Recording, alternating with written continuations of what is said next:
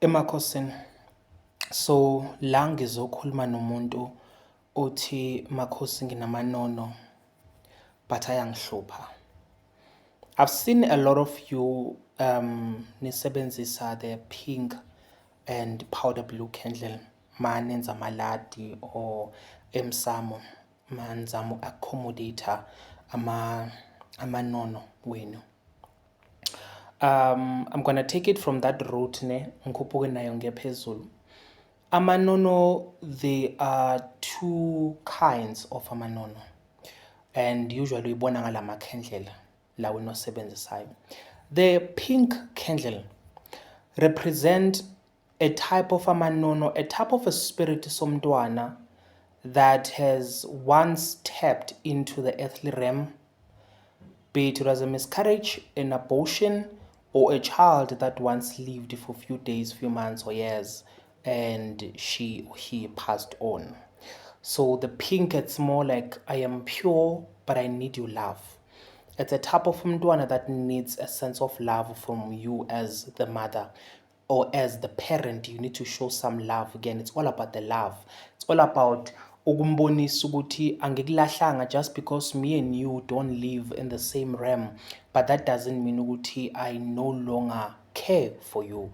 So when you use that candle, it's a matter of showing some acknowledgement. It's a matter of showing some love, which is quite pivotal, you know. Then you find the powder blue amanono, or the sky blue, or the turquoise blue amanono.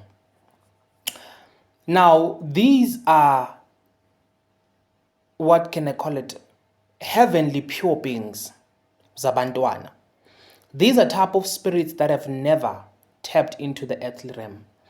Bagaze bafika, futhi bagaze bayi abortion, bagaze bayi miscarriage, but somehow they exist. They are there.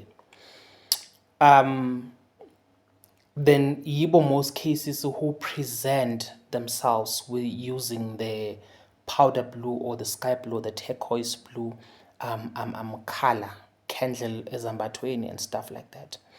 And the most of people abangamadoda, they have that kind yamanono. You also do find females, a lot of females that have it, but it's mostly dominant. That type of amanono, it's mostly dominant kumadoda. Now, the problem is that about this type yamanono, the sky blue, lapho bekhona abahlelanga bodwa, bahleli namakhosi ezulu, bahleli nezithunywa zezulu, bagadwe yizo. So in most cases abantu who have this type of amanono, abantu abaningi abahlolayo mabababheka bababuka ngelihlo lakamoya, bababona as abantu abanomndiki.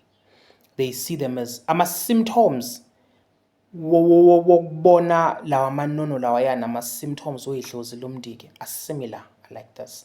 So umuntu ongakwazi ukuyiqhaqha kahle ayibone with beyond the physical eye, beyond the spiritual eye, uzokubona njengomuntu onamanono, uzokubona njengomuntu onomndiki, uzokubona njengomuntu okumele udle igwabongo lomndiki and stuff like that.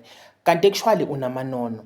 But why akubona kanjalo? It's because mabevela lamanono lawo awaveli wodwa, avela ehamba nalezithunywa lezi, avela ehamba nalabaluzi, avela ehamba nalamakhosi, bavela bayi-group like this, but kube khona bayifihlayo ngemuva, bese kube na this masculine energy that one keeps on sensing and sensing, leya labantwana ingazwakali ngokuphelele. Then they end up thinking ukuthi no, unomndiki, and actually unamanono, and they need to be attended. So when you use ikhandlela eli-pink nekhandlela eli-powder blue, it's not a case yokuthi ubekela umfana nentombazane, but actually uwabeka wo-two because you are not aware or you are not sure what kind of amanono onawo. So that is why you use these two candles to acknowledge. Mawazi ukuthi wenzela umntanakho usanele owandlule emhlabeni umbekele lo khandlela i-pink, but now since you put this, the powder blue one, wenzela ukuthi nalaba abayizithunywa nalawa aphezulu amanono angafili sidelined, but now azithole ayi-part and parcel of leli ladi or this cleansing oyenza, because now and again they needs to be cleansed. I know basuke benawo now and again. The pink candle, since I said it represented that kind of a child owandlula emhlabeni with all of the reasons that I've mentioned previously. Ungabolikhanyisa lelo khandlela namanye amakhandlela. Yes, you can put it once in a time ngaleso sikhathi leso. I'm giving you a tip. Why? It's because uma ulikhanyisa nalamanye amakhandlela, it's like ufaka umntwana phakathi kwabantu abadala. So akakwazi ukudlala, akakwazi ukumemeza, abogogo bakho bama-BP baloku bayamkhuza ngapha, abomkhulu bakho bayacasuka, kukhulunywa indaba ezi-serious but ingane iloki la. So bazoloku bemxoshe njalo ukuthi yini ungahambi uyodlala nezinye iy'ngane. So instead ikhandlela lakho ubolikhanyisa lilodwa, ulibeke esayidini liyi-one. Like when ekuseni mawuvuka uhamba emsebenzini, ulikhanyise while uyisiphithiphithi uloku uya phansi naphezulu ugeza ayina wenzani, ulikhanyise libe lapho. Umbekele ukuthi ntombazane kababa fana zika-mama ukhanyisela umama endleleni, ulethele umama iy'nhlanhla, utshela bomkhulu wakho ukuthi umama udinga umsebenzi, utshela bomkhulu wakho ukuthi umama udinga ini, utshela bomkhulu wakho, utshela bogogo wakho ukuthi ubaba udinga ini and all of that. Umtshele, hambe uyobatshela, ukhanyisele umama endleleni, umama uhlezi akuthanda njalo, umama love you lots, ubaba love you lots, uyohlezi usenhlizweni nami and all of that. While uyisiphithiphithi liloku liyakhanya lapho, then uma sowuphuma uhamba then uyalicisha. Uma ulicisha naye sekayazi ukuthi seniyahamba, then uzohamba nawe. Angeke aze asale endlini but uzohamba nawe. Uma ufika emsebenzini umangele ubona uyakhanya, people are attracted to you. Hey sir, come, you know that there's a project that I want us to do. Ma'am, uthola ama-promotion and stuff like that. Bayakukhanyisela because lo phethe isibani, lo osebenza ngelakhe and all of them, uyakhanyisela, likhona inono lakho lihamba nawe and again, you know. Most of the people also that they get to suffer ngamanono, abantu abangabathandazi. It's because isipho sobuthandazi isipho samanono, abanikazi baso amanono. That is why most abantu abangabathandazi, you can't find umuntu omthandazi who's 20 something, 30 something. It's impossible. And there's a reason why. It's because the difference between umuntu owumprofethi onesithunywa nomuntu owumthandazi onobuthandazi ukuthi lo onesithunywa isithunywa sakhe sikhulisa yena, hayi yena ukhulisa isithunywa sakhe. But lo onobuthandazi, ubuthandazi bakhe, yena ukhulisa ubuthandazi bakhe, hayi yena ukhuliswa ubuthandazi. So that is the difference between the two. Amanono lawa aka-powder blue ayahlupha too much because of anezinto ey'ningi ayidemandayo, nanokuthi futhi bahleli nabantu abadala lapho besuke bekhona. So in order for you to get through these kids, you need to get through labo mkhulu laba ney'thunyelezi and all of that.